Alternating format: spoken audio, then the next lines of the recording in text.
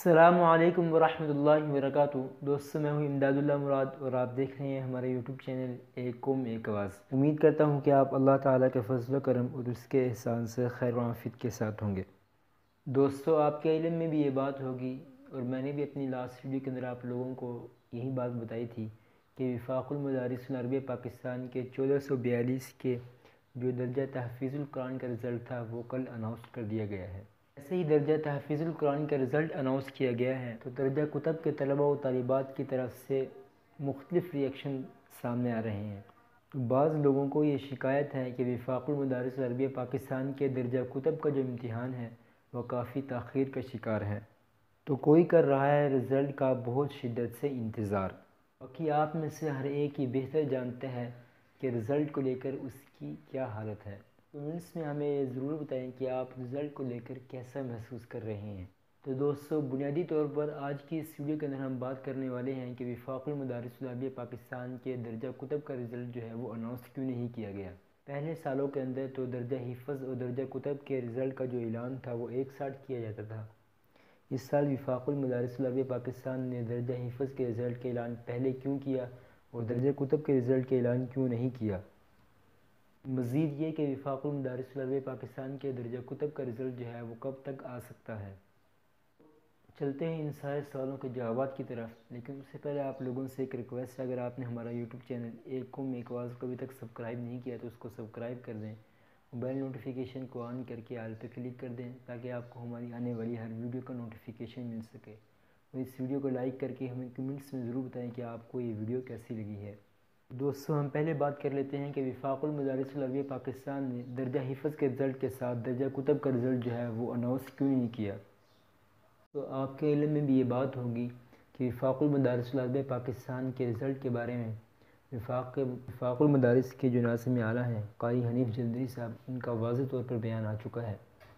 لوگوں نے اگر اس بیان کو نہیں سنا تو آپ کو اس ویڈیو کے اندر کہیں نہ کہیں وہ بیان مل جائے گا، آپ اس کو سن سکتے ہیں۔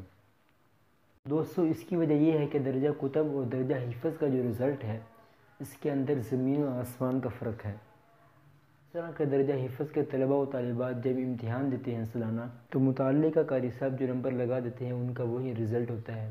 وفاق المدارس العربیہ پاکستان نے اس کو کمپیوٹرائز شکل کے اندر کر کے اپلوڈ کرنا ہوتا ہے۔ درجہ کتب کے ہر طالب علم کے 6 پیپر ہونے ہوتے ہیں۔ پرچہ جات کو 6 دن تک مکمل جمع کیا جاتا ہے، اس کے بعد ان کی مارکنگ ہوتی ہے، پھر ان کے نمبر جا کر لگتے ہیں۔ یہ کہ درجہ کتب کے رزلٹ کے اندر ایک لمبا پروسیس ہوتا ہے، جبکہ درجہ حفظ کا رزلٹ جو ہے وہ فوراً تیار ہو جاتا ہے۔ وفاق المدارس العربیہ پاکستان کے پاس درجہ حفظ کا جو رزلٹ ہے وہ تو تیار تھا، اس لیے انہوں نے اس کو اپلوڈ کر دیا۔ باقی درجہ کتب کا رزلٹ جو ہے وہ تیار نہیں ہے، جیسے تیار ہوگا وہ اس کو بھی اپلوڈ کر دیں گے۔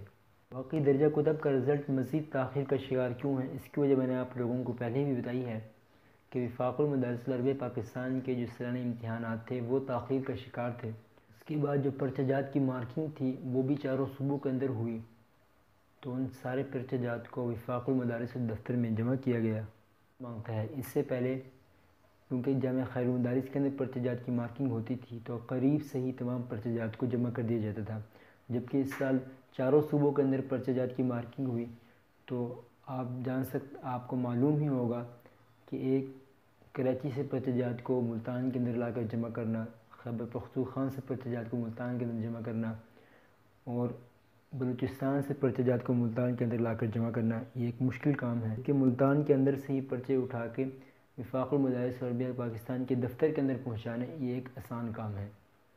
آخر سے آنے کی ایک وجہ یہ بھی ہے، عربیہ پاکستان کے رزلٹ کا جو اعلان ہے وہ پہلے عشرے کے اندر بھی کیا جا سکتا ہے اور دوسرے عشرے کے اندر بھی کیا جا سکتا ہے کہ آپ رزلٹ کے لیے اپنے آپ کو تیار رکھیں، کسی بھی وقت وفاق کی طرف سے رزلٹ کا اعلان ہو سکتا ہے۔ یہ ساری باتیں وفاق المدارس العربیہ پاکستان کے ناظم اعلیٰ قاری حنیف جلندری صاحب سے سننا چاہتے ہیں۔ میں نے یہاں پر ان کا کلپ لگا دیا ہے، آپ اس کو سن سکتے ہیں۔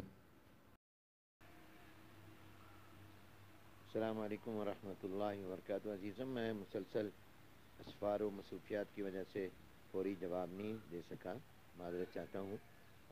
اس دفعہ امتحانات چونکہ تاخیر سے ہوئے اور پھر مارکنگ کے بھی 4 مرکز تھے، پہلے تو صرف ملتان میں ہوتا تھا، تو وہاں پھر جلدی جوابی کاپیاں پہنچ جاتی تھیں دفتر میں، اور اب ظاہر ہے کہ کراچی کوئٹہ پشاور سے وقت لگتا ہے اس کے آنے میں، تو اس لیے ان کی پھر فیڈنگ میں بھی وقت لگتا ہے.